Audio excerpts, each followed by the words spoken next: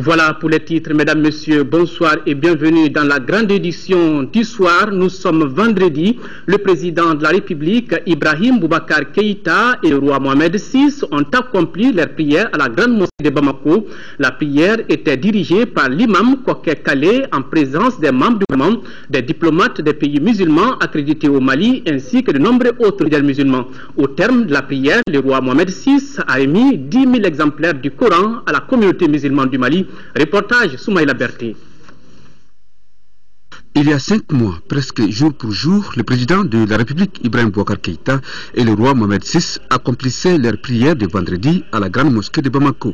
5 mois plus tard donc, revoilà les deux personnalités côte à côte pour le même motif religieux. Et c'est l'imam Koké Kalé qui dirige l'office. Allahu Akbar,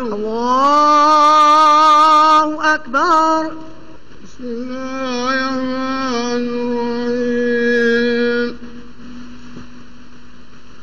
الله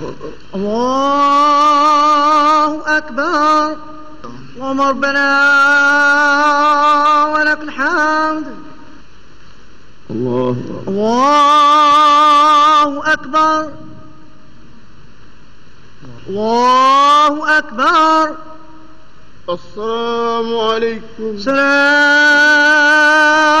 عليكم. Au premier rang des fidèles, le président de la République Ibrahim Boubacar Keïta et son hôte, le roi Mohamed VI. Dans son sermon lu en arabe, l'imam Koké Kalé a loué Allah le Tout-Puissant et prié sur le prophète Mohamed, paix et salut sur lui, avant de prôner l'entraide, la solidarité islamique. Le sens que je donne à cette prière et à cette journée, c'est une journée vraiment formidable, et sensationnelle et spirituelle. Parce que ce n'est pas n'importe qui trouve à prier avec le guide des pèlerins. Et surtout, c'est un descendant du prophète, c'est un shérif et en même temps, il est notre hôte. Pour le ministre délégué en charge des affaires religieuses et du culte, la visite du roi ne fait que consolider les relations religieuses entre le Mali et le Maroc. Merci à Allah subhanahu wa ta'ala. C'est un vendredi particulier. Nous recevons le commandeur des croyants qui est en plus un souverain chérifien. Il porte le sang du prophète Mohammed wa Rasulillah sallallahu alayhi wa sallam. Alors donc que celui-ci vienne prier chez nous en visite d'État, c'est une chance pour notre pays. Et je crois qu'il faudrait remercier le président de la République, El Hadji Ibrahim Boubacar Keïta, pour cette initiative. Et de voir que depuis son arrivée, nos relations avec cet État frère et ami, et historiquement, cette coopération s'exprime dans un Mali nouveau, surtout d'abord sur le plan de la coopération religieuse, la formation des imams, pour sortir notre islam de cet incultisme religieux. Cela est salutaire. La prière s'est achevée avec une bénédiction faite par le roi Mohamed VI, le souverain marocain qui a ensuite remis symboliquement 10 000 exemplaires du Coran à la communauté musulmane du Mali. Quelques instants après donc cette cérémonie, Sa Majesté le roi Mohamed VI et le président de la République Ibrahim Boubacar Keïta ont procédé au lancement de 2 importants projets pour notre pays. Il s'agit de la clinique périnatale et du programme de coopération Mali-Maroc pour le développement de la filière bovine au Mali. La cérémonie s'est déroulée à Sébenikoro, compte rendu à Lousseini Touré. La clinique périnatale dont les 2 chefs de l'État viennent de lancer les travaux est un hôpital de haut standing offert par la Fondation Alaouite pour le développement durable de Sa Majesté Mohamed VI, roi du Maroc. Elle a une capacité de 80 lits et coûtera 3,5 milliards de francs CFA pour un délai d'exécution de 18 mois. Cette fondation a été créée par Sa Majesté le Roi et elle se spécialise dans les actions humanitaires, essentiellement à caractère médical. Il s'agit de une 2e grande réalisation de la fondation, cette clinique périnatale qui va avoir la capacité de traiter jusqu'à 5000 accouchements par an. Vous connaissez la priorité que Sa Majesté accorde au développement durable, et particulièrement en Afrique. C'est un geste naturel qui s'inscrit dans le cadre de la pertinence des actions de Sa Majesté par rapport à tout ce qui est trait au développement humain. Voici un investissement qui viendra en complément utile des structures dont nous disposons déjà.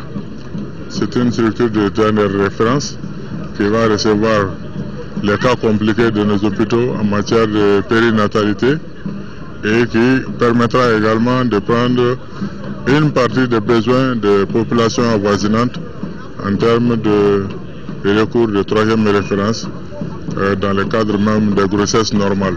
Quant au programme de développement de la filière bovine au Mali, il se concrétisera à travers l'assistance et l'expertise marocaine en matière notamment d'insémination artificielle, une technologie qui va booster la production de viande rouge de qualité. Aussi, les 100 000 doses de semences animales offertes par la Fondation serviront à démarrer cette activité. Grâce à l'initiative de Sa Majesté Mohamed VI, que Dieu le glorifie, la Fondation Mohamed VI pour le développement durable nous a saisis pour justement accompagner, faire ce don, accompagner ce don par un transfert de, on ne va pas dire de technologie, mais de savoir, pour justement installer un développement durable. Et d'ailleurs le but est le développement durable. On n'est pas là pour faire du business, on est là pour aider les éleveurs maliens à se prendre en charge en termes de production et de productivité pour augmenter leur production aussi bien en viande qu'en lait. Et pour cela, donc, la maîtrise de la technologie, à savoir l'insémination artificielle, est un des paramètres magnifiques pour réussir cela. Donc il y a 125 000 doses de semences bovines de race Holstein et Montbéliard qui sont ici. Il y a aussi tout le consommable pour faire l'insémination artificielle. Et surtout, il y a aussi ce transfert de savoir qu'on va accompagner par la formation. La Fondation Alaouite pour le développement durable n'est pas à son premier geste. Elle a déjà réalisé d'autres infrastructures à travers la sous-région, notamment au Sénégal. Le président de la République, Ibrahim Boubacar Keïta, a offert hier soir un dîner à Sa Majesté le roi Mohamed VI et à sa délégation.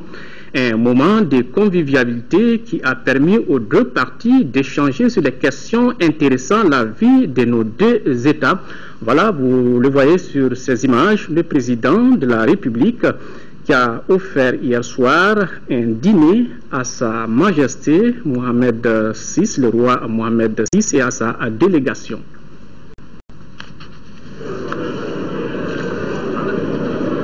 Voilà, c'était hier soir à Koulouba.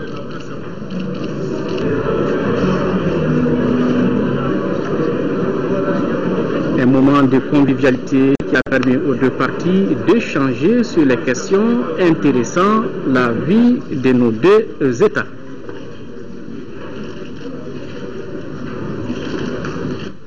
Voilà, le président de la République qui a offert donc un dîner hier soir à son hôte. Le Conseil des ministres s'est réuni ce vendredi à Koulouba sous la présidence du chef de l'État Ibrahim Boubacar Keïta. Nous vous donnerons lecture du communiqué issu de ce conseil au cours de ce journal ou dans un flash spécial. Le gouvernement de la République du Mali a le plaisir d'informer l'opinion publique nationale et internationale que le Canada a décidé la reprise totale de son aide au développement du Mali tout en maintenant son aide non gouvernementale et humanitaire à notre pays. Le Canada avait suspendu son aide directe au gouvernement du Mali à la suite du coup d'État de mars 2012. Le gouvernement de la République du Mali s'est réjoui de cette décision du gouvernement du Canada qui fait suite à l'évolution positive de la situation politique et institutionnelle au Mali, notamment l'organisation réussie des élections présidentielles législatives. L'aide du Canada partira plus à un projet spécifique d'extension de la coopération canadienne avec le Mali, notamment les secteurs du développement rural, de la justice, de la santé, de l'éducation, de la lutte contre la corruption et y compris le bureau du vérificateur général. Le gouvernement de la République du Mali saisit cette occasion pour renouveler sa gratitude à l'ensemble des partenaires techniques et financiers du Mali qui l'accompagnent dans la reconstruction et le développement de notre pays. Les opérateurs touristiques et hôteliers du Maroc et du Mali se sont retrouvés aujourd'hui. Le but de cette rencontre était de permettre aux acteurs intervenants dans le secteur touristique malien de profiter de l'expérience marocaine en matière de tourisme et d'hôtellerie. C'est ce que nous dit Fatoumata Kone. Le Mali et le Maroc partagent la même culture et cela est perceptible à travers la civilisation tombouctienne. Pour consolider ce lien, les opérateurs touristiques et hôteliers des deux pays se sont retrouvés ce vendredi au Radisson Blu. Votre séjour nous offre l'occasion de faire le point de la collaboration entre nos pays dans le domaine du tourisme et de l'artisanat. Cette présence doit être mise à profit pour aller en profondeur afin de nous permettre de tirer le meilleur de nos expériences. Nous sommes là en train de parler et également de voir quelles sont les possibilités de faire émerger également, de renforcer les relations qui existent entre nos deux pays en matière de tourisme.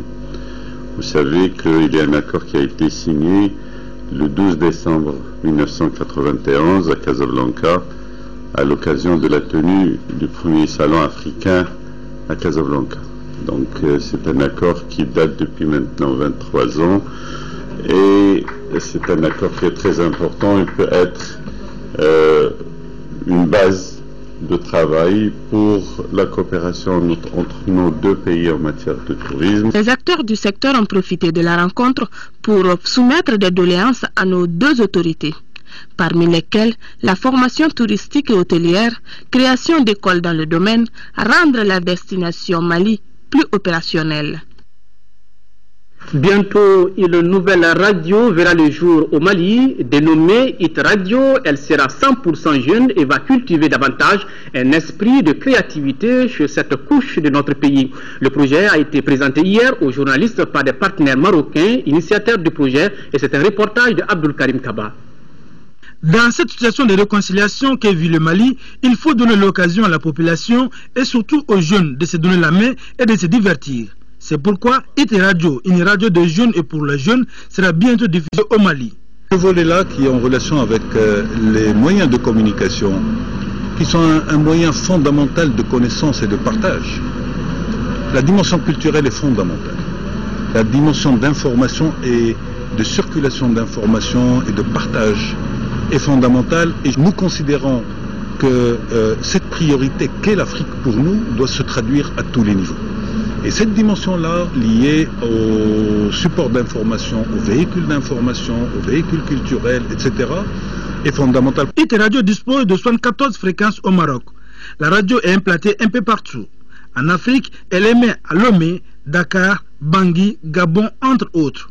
Nous avons déjà commencé depuis 2 ans à s'implanter un peu partout sur le reste du continent.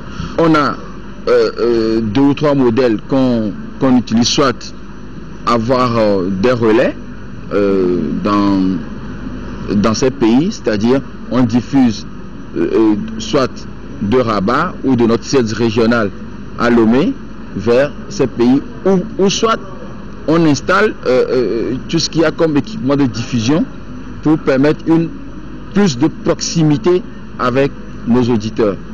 Hit Radio est 100% musique. Elle est créée depuis 2006. Hit Radio se basera sur le potentiel local afin de raffermir la cohésion et la solidarité entre les jeunes à travers la culture. Bienvenue donc à cette radio. Plusieurs opérateurs économiques et chefs d'entreprise accompagnent le roi Mohamed VI du Maroc. Parmi eux, le président de la BMCE Maroc qui a rendu visite hier à la Bank of Africa. Il y a également l'administrateur directeur général du groupe Attijari Wafa Bank qui était cet après-midi à la Bimessa, la filiale malienne du groupe. Les deux personnalités sont allées encourager le personnel des deux banques qui œuvrent dans la promotion du développement économique au Mali. Ibrahim Traoré. La visite royale au Mali touche plusieurs domaines de l'économie nationale et le secteur bancaire occupe une place importante. Illustration avec le groupe Attijari Wafa Bank qui confirme de plus en plus son engagement à soutenir le secteur privé malien. Son administrateur directeur général qui accompagne le roi Mohamed VI au Mali a saisi l'opportunité pour visiter les locaux de la BIM-SA, filiale malienne du groupe. Sur place, il a pu encourager et surtout apprécier la détermination de la direction et de l'ensemble du personnel avant de rappeler les ambitions du groupe Attijari Wafa Bank au Mali. La BIM doit jouer un rôle de leader dans le raffermissement des économies maliennes et marocaines et être le pont qui va faciliter le financement des projets d'investissement, le commerce extérieur entre le Royaume du Maroc et la République du Mali. Et j'ai senti vraiment un enthousiasme au niveau des femmes et des hommes de la BIM qui veulent porter le défi justement de s'inscrire en tant que banque de référence pour l'économie malienne, mais aussi un pont de référence entre les économies marocaines et maliennes. Le Maroc détient aussi d'importantes actions au niveau de la Bank of Africa qui a accueilli le président de la BMCE, Othman Ben Jelloun, a exprimé toute sa satisfaction à la performance de la BOA créée au Mali il y a 30 ans. Le groupe est aujourd'hui présent dans 16 pays africains. Le président de la BMCE a rassuré que la banque continuera à améliorer ses services et à promouvoir davantage le développement économique au Mali. Pour être tout à fait complet, la présence du Maroc aujourd'hui aux côtés du Mali est un retour naturel au sens de l'histoire et la visite du roi Mohamed VI vise à affirmer l'engagement du Maroc auprès du peuple malien dans cette phase de reconstruction. Ce sont là les propos du ministre marocain des Affaires étrangères et de la coopération Salah Edni Mezoua et ce soir l'invité de Yahya Konaté, une interview spéciale de la semaine à suivre après cette édition. Sur un tout autre plan, je vous le disais en titre, comment opérationnaliser le secrétariat technique de la plateforme de coordination des stratégies Sahel. La question est au centre d'une réunion qui s'est tenue aujourd'hui à Bamako. La réunion vise à définir les modalités de collaboration avec les autres organisations membres de ce secrétariat et à recenser toutes les organisations régionales et internationales ayant une stratégie Sahel. Compte rendu Daouda Sidiki Diarra. Aller plus vite et plus loin afin de minimiser les souffrances des populations du Sahel. Pour une meilleure coordination entre les acteurs de la bande sahélo-saharienne, le secrétariat technique de la plateforme de coordination des stratégies Sahel a démarré ses activités avec la tenue de cette réunion. Première du genre, la réunion vise le développement d'un plan d'action pour ce secrétariat, à définir également ses relations avec le futur secrétariat de l'initiative G5 et à finaliser ses termes de référence. Nous réunir dans ce format est une recommandation de la réunion ministérielle des États sahéro-sahariens tenue ici même à Bamako le 5 novembre 2013, laquelle réunion a institué une plateforme ministérielle de coordination présidée par le Mali pour 2 ans. Nous sommes entendus pour venir rapidement d'abord vous soutenir, pour dire l'importance que nous accordons à cette réunion, et aussi une façon de vous transmettre peut-être quelques-unes de nos idées que nous avons récoltées à travers les réunions auxquelles nous avons participé ces dernières semaines. Toutes les institutions se sentent interpellées par la situation du Mali et donc veulent agir en faveur du Mali. Avoir une stratégie pour le Sahel répond aux besoins des populations. C'est pourquoi le Mali se félicite de briguer la présidence de la plateforme de coordination des stratégies Sahel pendant ces 2 premières années. Aujourd'hui, un consensus est là, issu des différentes stratégies et qui nous commande d'agir vite afin de relever les défis de la coordination, de l'efficacité et de la mobilisation des différents acteurs au plan national, régional et international.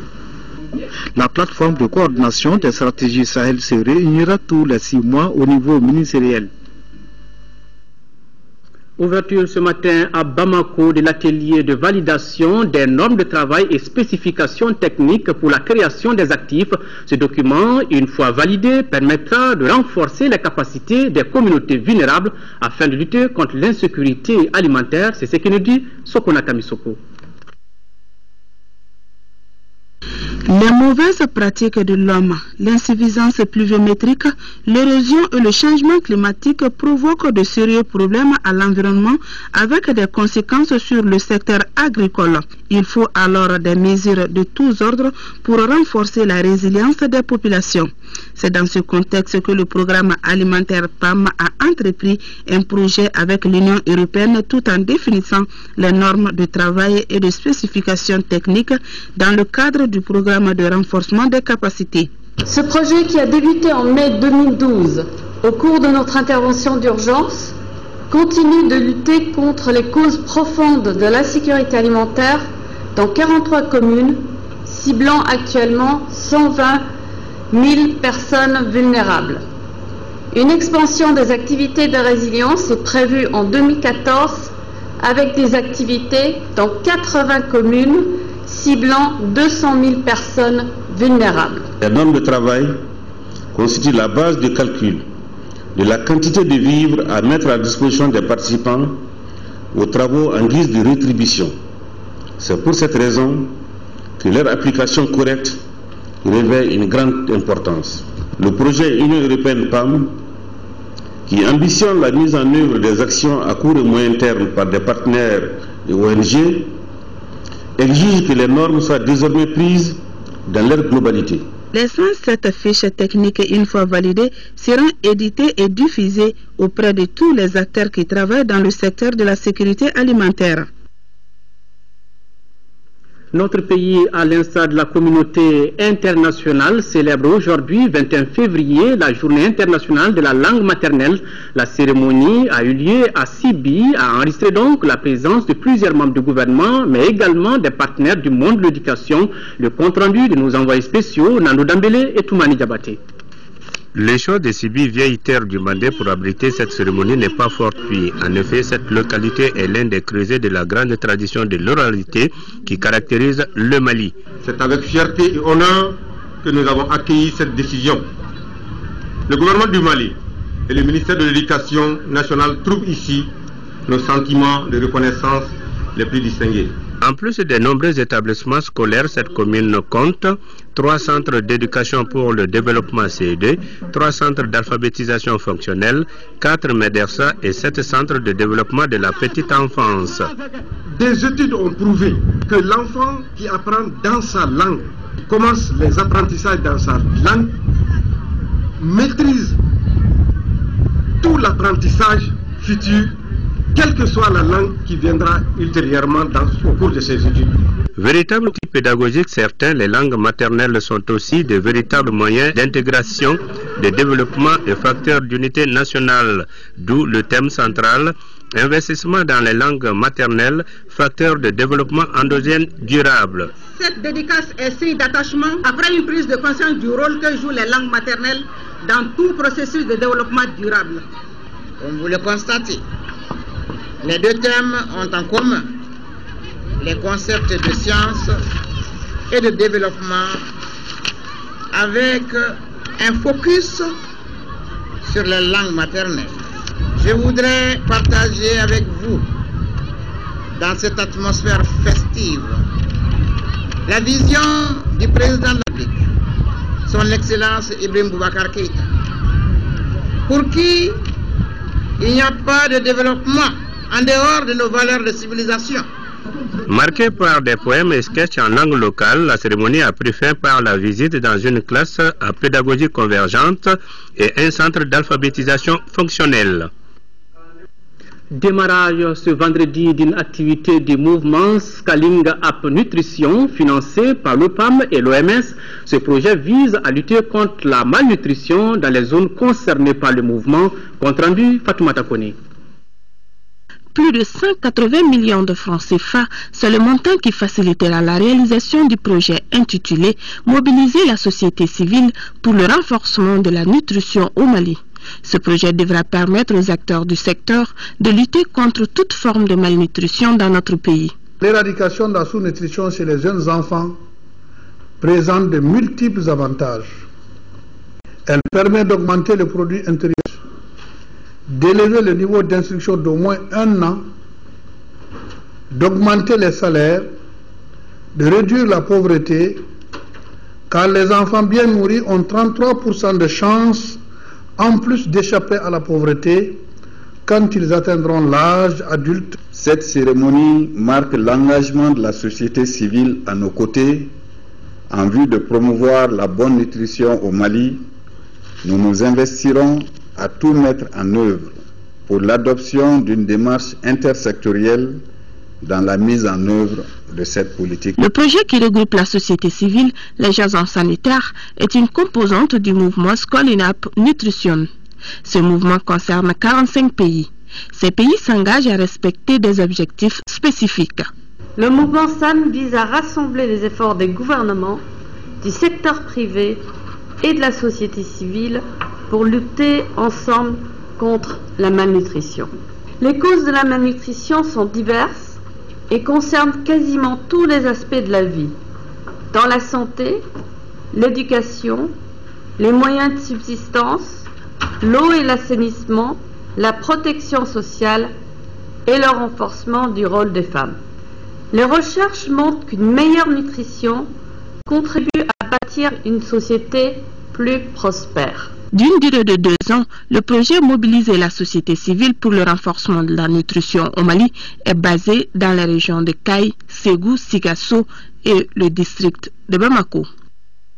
Nous ouvrons à présent une large page de conseil d'administration. La 19e session du conseil de la Cité de l'Enfant s'est tenue ce matin à Bamako. Au cours de cette rencontre, il a été question du rapport d'activité de l'année 2013 et de l'adoption du plan d'action et du budget 2014, compte rendu racheté. 2014 de la Cité des Enfants, c'est la millions de francs CFA. La SOUL compte améliorer son cadre de travail par l'acquisition de nouveaux matériels, assurer la gestion efficace des ressources humaines. Le défi majeur est l'achèvement du siège de la Cité des Enfants. Pour relever ces défis, nous ne devons occulter aucune piste, y compris la possibilité d'établissement de passion avec le secteur privé. La réussite d'un tel projet nécessite l'engagement de toutes et de tous. Au cours de l'année 2013, après un contexte de ville, la direction de la Cité des Enfants a pu organiser les centres de loisirs pour les enfants, les déficients auditifs villes et les mineurs centres de rééducation de Bolé. Nous sommes venus à cette cérémonie et tous ces enfants ont participé à leur façon et c'était très agréable, c'était très bien de les voir. La réussite de ces activités est un contexte particulier, encore une fois de la maîtrise par la Cité des Enfants des techniques d'organisation des grands événements. La Cité des Enfants est une structure conçue pour être un lieu d'évasion, de liberté et d'apprentissage. C'est un espace attrayant où l'enfant, à travers les activités de son choix, participe à son éducation. L'Office de protection des végétaux a tenu ce matin la 10e session ordinaire de son conseil d'administration. Le budget prévisionnel 2014 de l'Office s'élève à plus de 650 millions de francs CFA. Reportage d'Aouda Sidkidjara. Protection des végétaux, un volet essentiel de la culture. Afin de relever ces défis, le conseil d'administration de l'Office de production des végétaux examine le programme phytosanitaire pour la nouvelle campagne 2014-2015. Ce programme est basé sur la formation des agents, des producteurs et la lutte contre les oiseaux granivores et les sauteriaux. Nos perspectives pour la protection des végétaux au cours de la campagne 2014-2015 portent essentiellement sur 3 points. Le premier, c'est le déploiement du dispositif de veille et de lutte active contre tous les types de nuisibles aux cultures et au pâturage. Le deuxième va porter sur la formation de l'ensemble des acteurs, y compris les collectivités, et les services de développement rural impliqués toujours dans les systèmes agricoles. Et en troisième position, nous allons nous occuper de la diffusion des bonnes pratiques agricoles. La campagne phytosanitaire qui s'achève, bien que relativement calme, a été marquée par des menaces d'oiseaux granivores dans les zones rizicoles des aménagements hydro-agricoles des régions de Ségou et Mopti, ainsi que sur les cultures sèches dans ces mêmes régions, ainsi que dans la région de Kaï. Des manifestations d'autres nuisibles ont été constatées dans les régions de Kaï, Koulikoro, Ségou et Mopti, ainsi que les mouches de fruits dans les régions, sur les mangues, particulièrement dans les régions de Sikasso et Koulikoro. Toutes choses qui pourront certainement garantir à l'Office une intervention efficace et efficiente, s'inscrivant dans une logique de production agricole et de préservation de l'environnement. Activité similaire, la 2e session du conseil de perfectionnement du centre de formation pratique en aquaculture de Molodo vient de se tenir ici. On retiendra surtout que le budget 2014 de la structure connaît une hausse de 5%, compte rendu à Dali Adagissa. À l'occasion de cette 2e session du Conseil de perfectionnement du Centre de formation pratique en aquaculture de Molodo, les administrateurs jettent un regard sur les 3 ans d'existence du centre afin de revoir la durée de la formation qui est de 2 ans. Nous voulons donner au Centre de formation pratique en aquaculture de Molodo une vocation sous-régionale. C'est dans ce cadre que l'État a consenti des efforts financiers sur le budget spécial d'investissement BSI pour renforcer sa capacité d'accueil à travers la construction et le renouvellement des locaux. Il convient au Conseil de perfectionnement de l'orientation idoine pour que cela soit une réalité. Les recommandations en général ont été faites à 90%. La recommandation qui posait problème, c'est le renforcement de capacité en enseignement. Pour parler de ces difficultés, c'est d'avoir la moitié à partir de 2 développement de 40 millions de fonctionnement et déjà l'évolution du dans le Sarek, l'Union Région est un établissement public chargé de la forme des techniciens en aquaculture, des organisations des producteurs et autres. Sur un tout autre registre, le partenariat entre l'Institut de recherche pour le développement IRD et l'Université des sciences juridiques et politiques de Bamako se concrétise. Une convention de partenariat entre les deux structures a été signée hier, compte rendu Nando Dale. L'Institut de recherche pour le développement IRD et l'Université des sciences juridiques et politiques de Bamako ont des préoccupations et des objectifs communs en matière de recherche pour le développement. C'est dans cette optique qu'intervient le présent partenariat entre les deux structures. Le présent accord a pour objet de définir un cadre de coopération, de concertation et d'échange d'informations, de promotion et de suivi des activités de recherche, de formation, d'expertise, d'information scientifique et de valorisation qui seront entreprises en commun.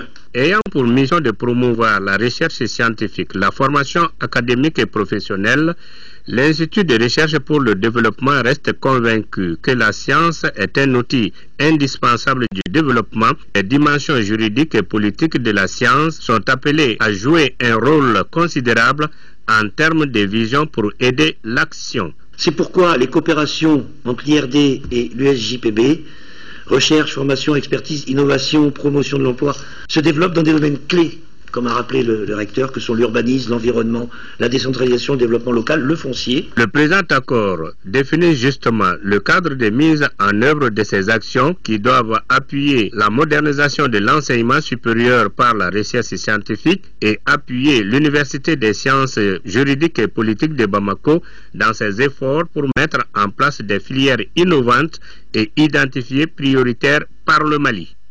Activité syndicale maintenant, le secrétaire général de la Confédération syndicale internationale était hier en visite à la CSTM, une occasion pour les deux parties de faire le point sur la situation syndicale au Mali après la crise qu'a connue notre pays. Reportage Isaac Tchenou. Cette rencontre de la secrétaire générale de la Confédération syndicale internationale avec la Confédération syndicale des travailleurs du Mali CSTM a pour objectif de prendre connaissance des difficultés que traversent les mouvements syndicaux au Mali. Une occasion pour Madame la secrétaire générale de manifester son soutien et celui de la Confédération internationale aux travailleurs maliens après les différents événements. Au cours des travaux, la CECI a été informée des problèmes auxquels les travailleurs maliens sont confrontés à cause de la crise et des relations entre les syndicats et les autorités. Madame a ensuite renouvelé son soutien au Mali et invite les uns et les autres à plus de courage et d'abnégation.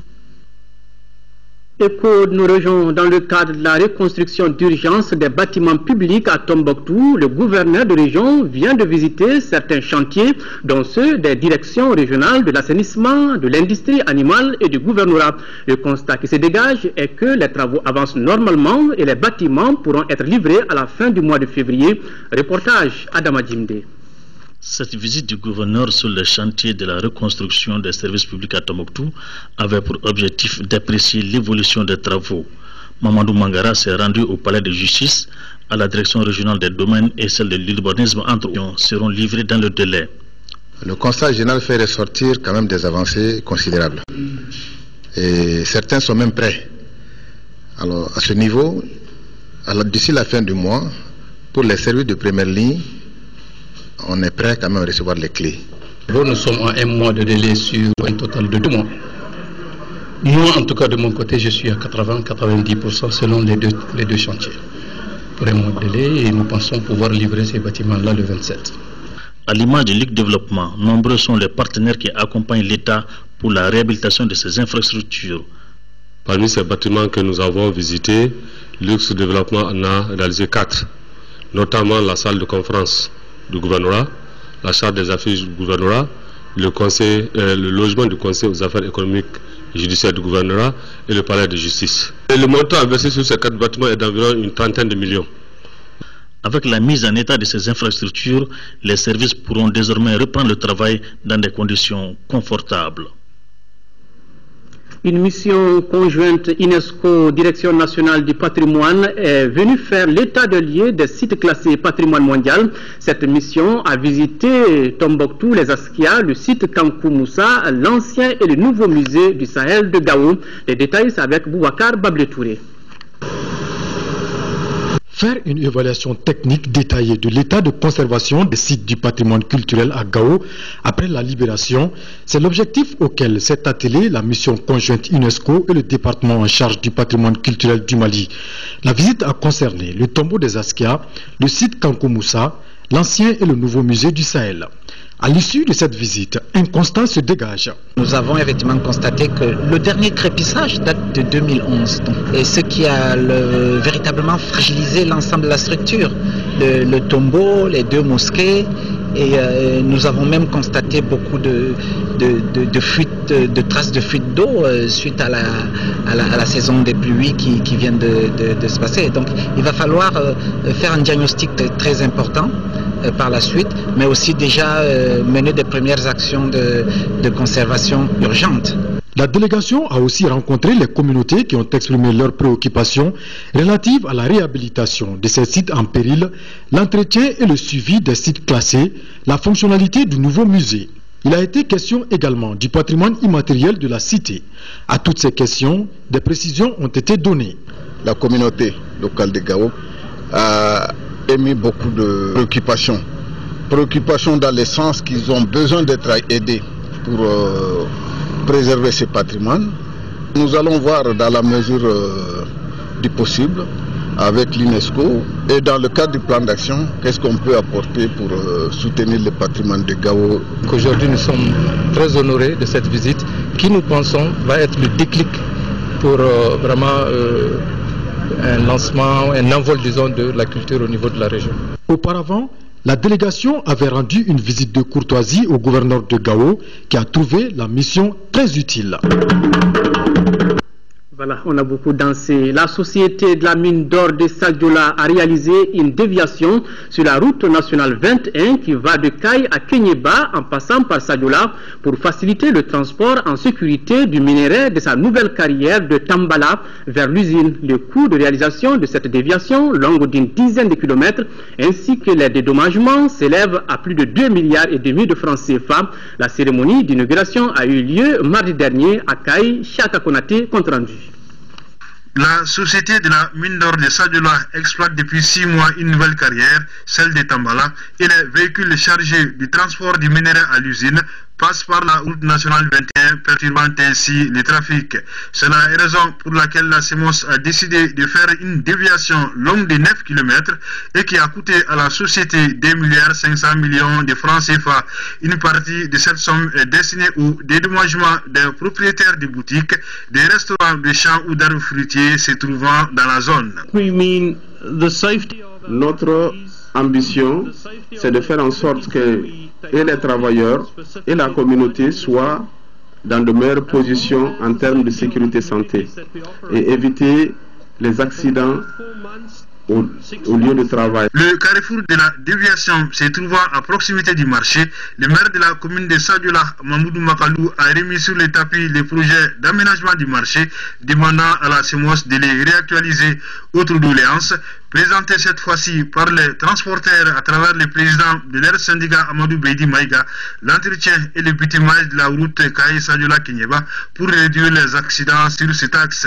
En réponse, le gouverneur a annoncé la bonne nouvelle, celle relative au bitumage prochainement de la route, même si le colonel Salif Traoré n'a pas précisé la date.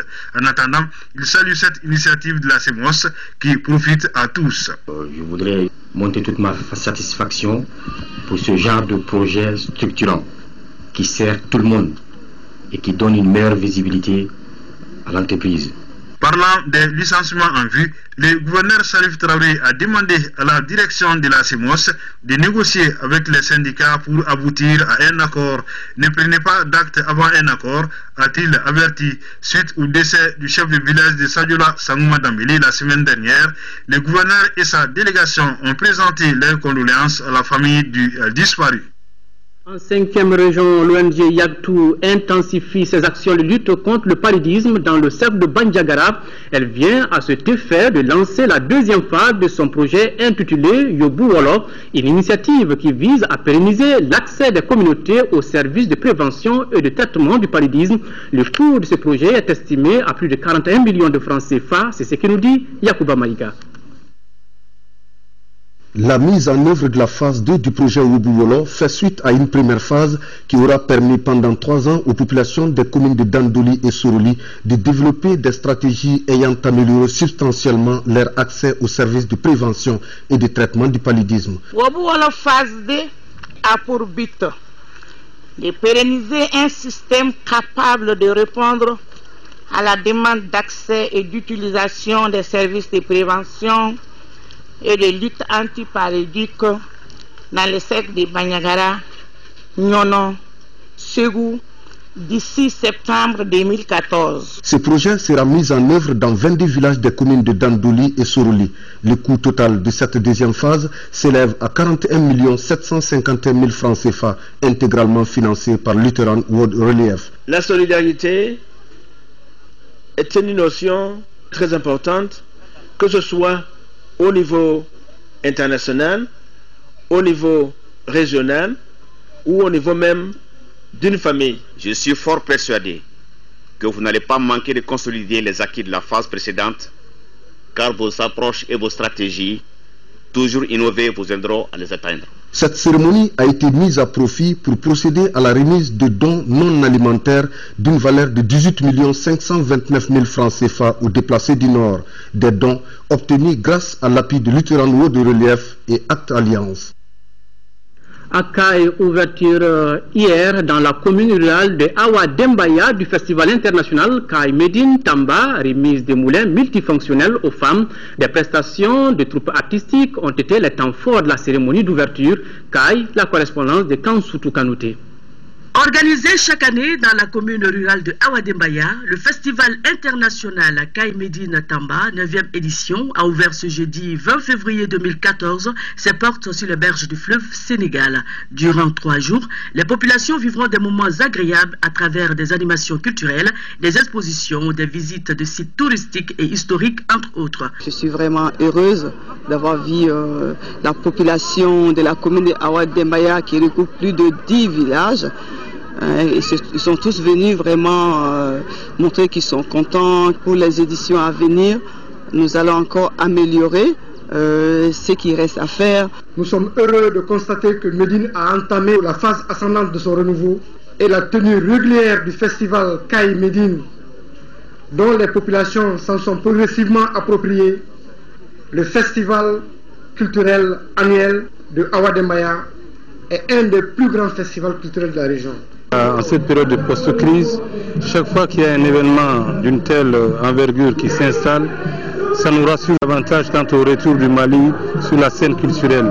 Comme le dit souvent le président, le Mali il est là debout, il est revenu et à jamais. Ce festival Kai Medine Tamba, c'est la culture mais aussi la solidarité. C'est ainsi que la Fondation Orange, qui accompagne cet événement chaque année, a offert à l'Association pour l'épanouissement des femmes de Kotera, soit des fêtes de Kai, un moulin multifonctionnel.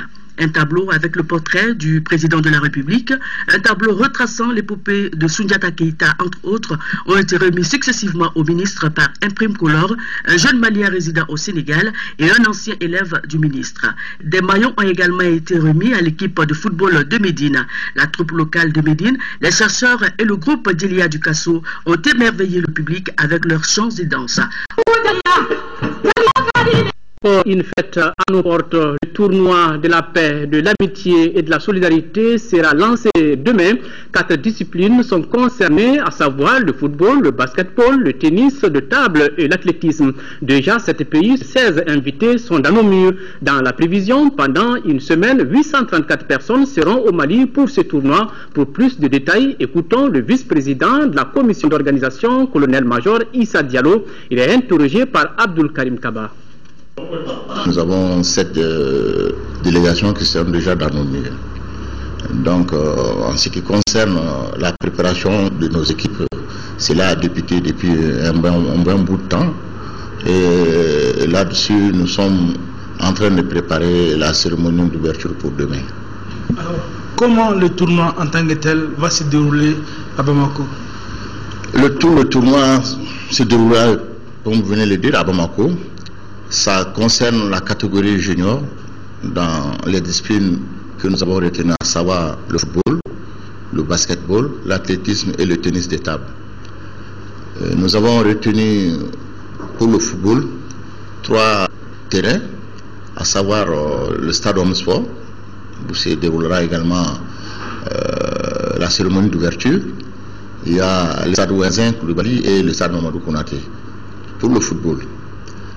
En ce qui concerne le basket, c'est la nouvelle salle du Palais des Sports qui va abriter les compétitions de basket. La salle, le pavillon des sports du stade Modibo Keïta abritera les compétitions de tennis de table. L'athlétisme, ce sera encore au stade Modibo Keïta. Nous voulons que la population fasse corps avec la commission d'organisation, avec ces pays invités pour que règne à Bamako pendant ces 8 jours une atmosphère de paix, de sérénité pendant cette période où l'esprit du sport va souffler sur toute la population. Et la fête démarre demain. Le Conseil des ministres est réuni ce vendredi à Koulouba sous la présidence du chef de l'État Ibrahim Boubacar Keïta. Nous vous donnerons le contenu de ce communiqué dans un flash spécial. Et puis l'enregistrement de l'émission Sambé 8 mars, initialement prévu pour ce samedi 22 février à l'hôtel Olympe International, est reporté à une date ultérieure. La direction de la télévision s'excuse pour le report indépendant de sa volonté. La nouvelle date fera l'objet d'une nouvelle annonce. C'est la fin de cette édition. Au nom de l'ensemble de la rédaction, nous vous remercions de l'avoir suivi.